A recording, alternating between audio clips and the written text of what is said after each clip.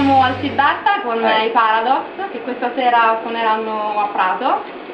So guys, you started your activity in 1986, so 23 years ago, and you immediately caught the attention of the Roadrunner Records that you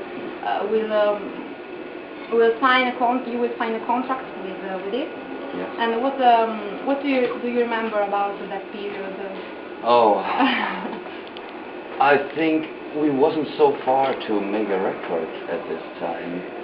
So I think okay, we had a friend who organized some concerts in our region, and he put our demo cassette at this time cassette, the cassette. to Rock Hard magazine, yes. and Metal Hammer magazine. And a few days later, no, a month later, I bought that issue, and I saw a picture in it, and the best demo tape since years.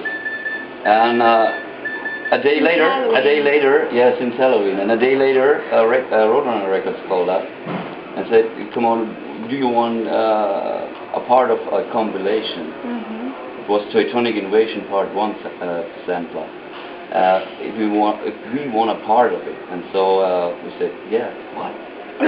Roadrunner Records?" Yeah, it was a I bought all albums from Roadrunner Records because everybody was the bigger band was being in Roadrunner Records, you know. Yeah. So we was proud of it, and we said, "Okay, we will do it."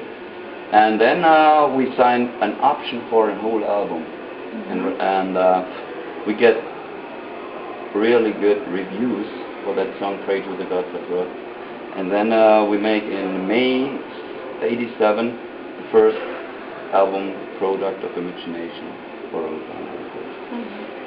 And we get Album of the Month in Rock Hard magazine. From one day to another, we was really surprised about that. And then our career starts. So, good remembrance. And after about 10 years of silence, in 2000, I think, a second phase for the band started. Yeah. Because you decided to end the collaboration with the Roadrunner. Yes. One reason was the grunge came up at this time, and at the beginning of the 90s, thrash metal was dead. And so we get no option for the third album from Roadrunner Records, and we had intern problems too. So I was boring of that all because we had much trouble. And then I quit everything. But after 8 years, someone calls me, "Do you have an unreleased track of Paradise?" I said, "Yeah, I wrote the whole album, the third album, but we get no contract." Yeah. And then we get a record deal by AFM Records. Yes. Yeah. And then we start our second career. Yeah. But after that, and then we recorded at 2000 Collision Course, the album, our third album. But after that, I'm getting sick for a few years. So that's why we're taking 8 years more to release Electrify. Yeah, it's appreciable that despite your problems physically and personally, you give everything for the band. Yeah. So it's cool. In my head, well, I don't want to quit that band because music is my life. But we had I saw no chance. But so now I'm here. We have a chance. We have a good chance because now we don't want to make a break anymore. We released Electrify in 2008, and on the 16th of October we released our new album, Riot Squad. Yeah.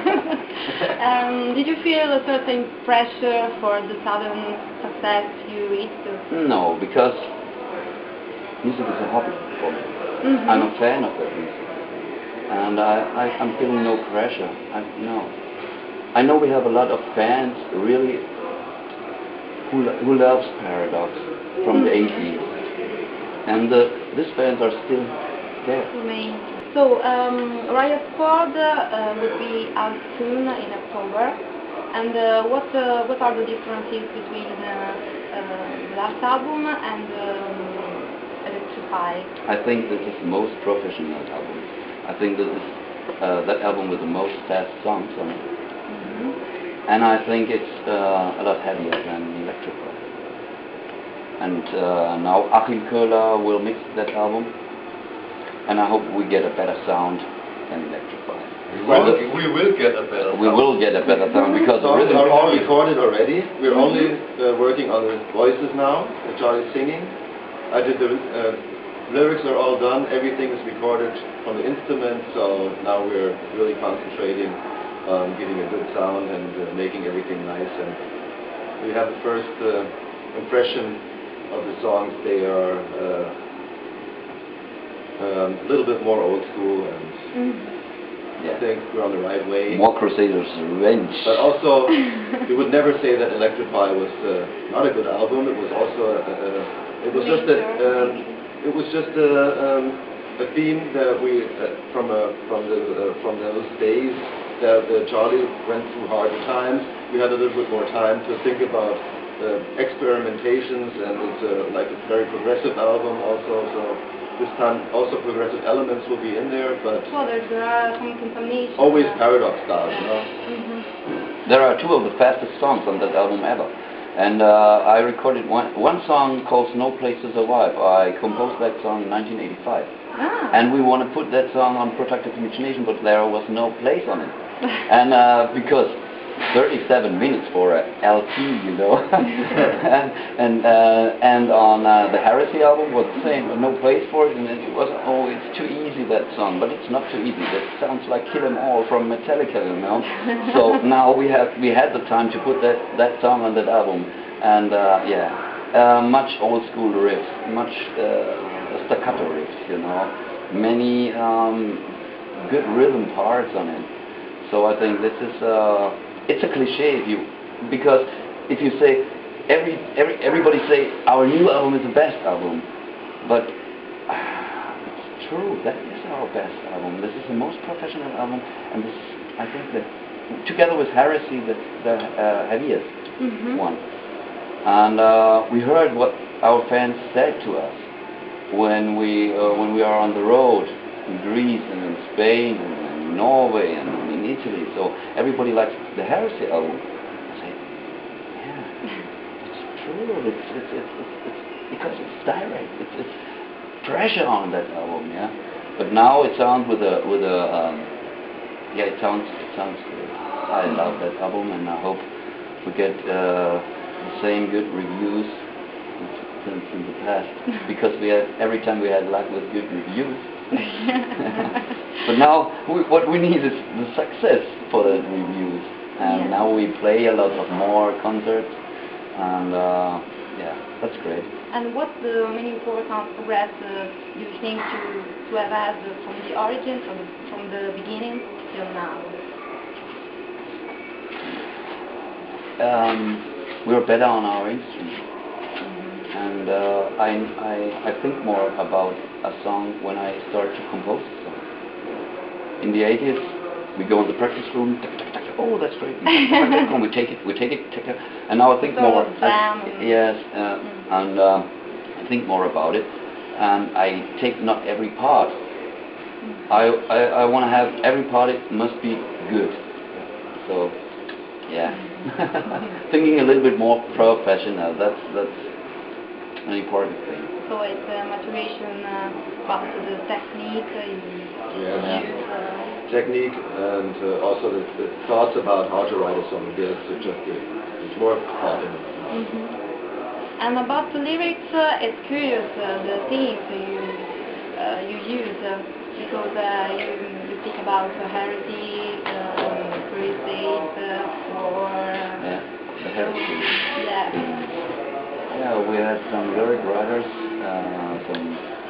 They came from England, and they lived in Germany, and then they go to France and lived in a castle. in the castle, and then he called me up and said, "Hey, we have a good story for you. What do you think of it?" Because that history was being there where they lived, you know. And so we said, "Oh yeah, it's true what they." So guys, thanks for the interview. Thank you. Support the magic sing method. Yeah. Yeah. We support it.